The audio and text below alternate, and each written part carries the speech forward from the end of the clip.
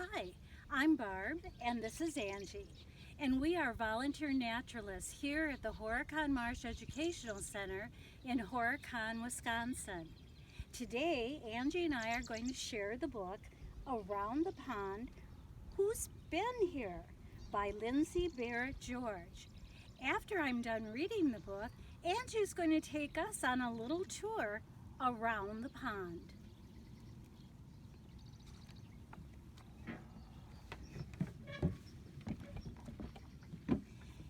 It is warm and muggy on this summer afternoon.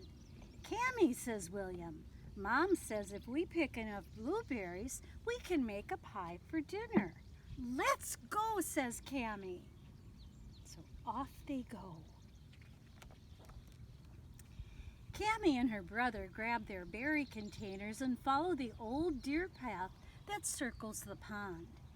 A dead sugar maple stands alone by the water's edge. White feathers are stuck to the bank around a hole. Who's been here? Who do you think's been way up there? Two baby wood ducks. Don't worry, their mom is around. Sam finds a stick. He wants someone to throw it. "Not now, Sam," Williams says. "We've got to pick blueberries." Their dog lies down on the soft sphagnum moss. "William, look at this footprint," says Cammy. "Who's been here?" Who do you think that was? It's pretty small. A baby raccoon.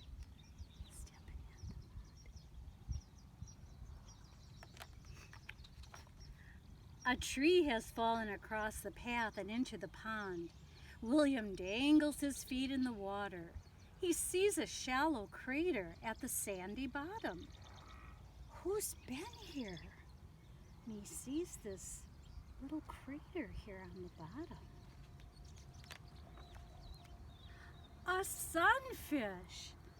Look at the beautiful colors, just like the sun. Cammy and William reach a patch of swamp azalea. They see a pile of branches and mud. Who's been here? Look at all those branches.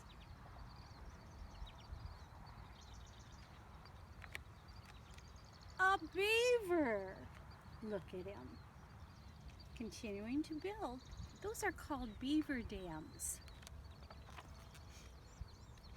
Bits of broken shell lie on the sunny bank. The children stop to take a closer look. William picks up a piece of shell. It is soft. Who's been here?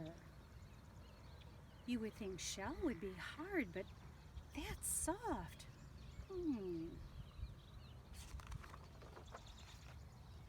A painted terrapin.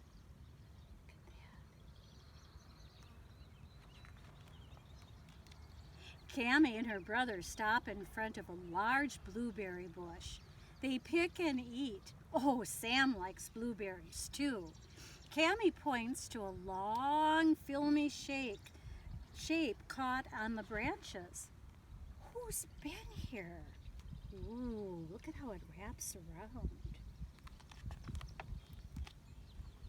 A garter snake. We don't have to worry, they don't bite. Sam wades into the pond and takes a drink. A red-winged blackbird scolds from a nearby branch. A large gray feather floats next to the lily pad. Who's been here? There's that big feather. A great blue heron. Look at how gorgeous. He's caught something to eat. The pond is quiet and still. The late afternoon sky turns pink. "Let's go wading," says Cammy. "The mud is soft and squishy." "Look at all the mussel shells," says William. who's been here? But look, they're all empty. Who's been here? An otter.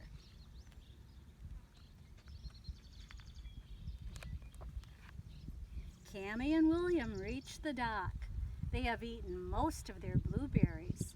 But look, 2 full pails of berries are waiting for them. Who's been here? They know. Who do you think brought those pails of blueberries?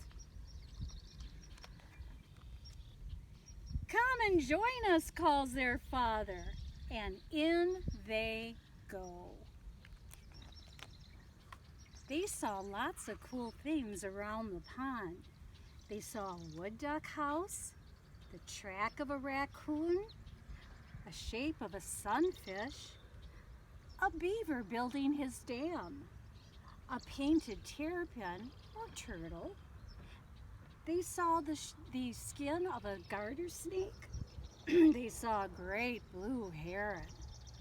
And they saw the clamshells left by a river otter. So those are all the things that they found around the pond.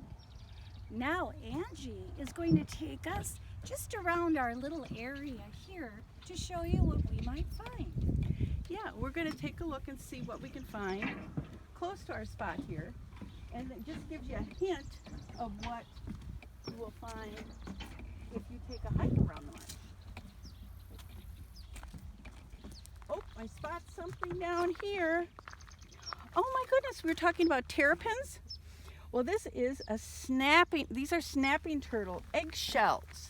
Okay, so what the mom snapping turtle did is she dug a hole with her back legs, and they'll lay about 20 to 40 eggs, and then they bury them all up, and in about 60 to 80, sometimes even 100 days it takes, they hatch, which is very cool. And then they all make their way to the water, which is really neat.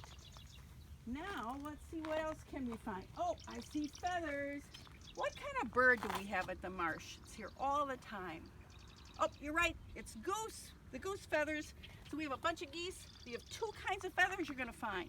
You're gonna find flight feathers, which are the really long ones because they have to be able to migrate. And you're gonna find downy feathers that keep them really nice and warm in the winter. Oh, what else do we have for geese? Let me think. If you've walked around the marsh, you probably know what this is. You have some good old goose poop. Okay, so you will see that. Pretty much, it's mostly plant matter, so you don't have to worry about it. You walk on it, you get off your shoes, you're fine. We also have some cattails. Now, we don't have a lot of beaver at the marsh because guess what? We don't have a lot of big trees, do we? But what we do have are muskrats, and they built their homes from these cattails. And not only do they build their little huts, they also eat cattails. So if they get hungry, they can snack on a wall. Pretty cool, huh? And then finally, one other thing we see out here is a wood duck house. Way out there. Now again, we don't have a lot of big trees at the marsh. So instead of finding a nest in a tree, they can nest right in these wood duck boxes, and the mom lays her eggs. And the coolest thing ever is to see a wood duck jump, because the babies will jump right out of the hole into the water, or even onto the ground, even from really high, very high trees. They'll jump and they'll bounce right on the ground, but they're okay because their bones are really porous and really flexible when they're young. Very cool. So these are just some of the things that you can find on the marsh. You can also take a net and dip in the water if you want, and find some stuff under the water too. Horicon Marsh is really cool. So thank you for sharing the book with us today, and we invite you down to Horicon Marsh Educational Center to walk the trails and see what you'll find. Also remember though, whatever you find in the marsh stays in the marsh. Thank you. Bye-bye. Bye.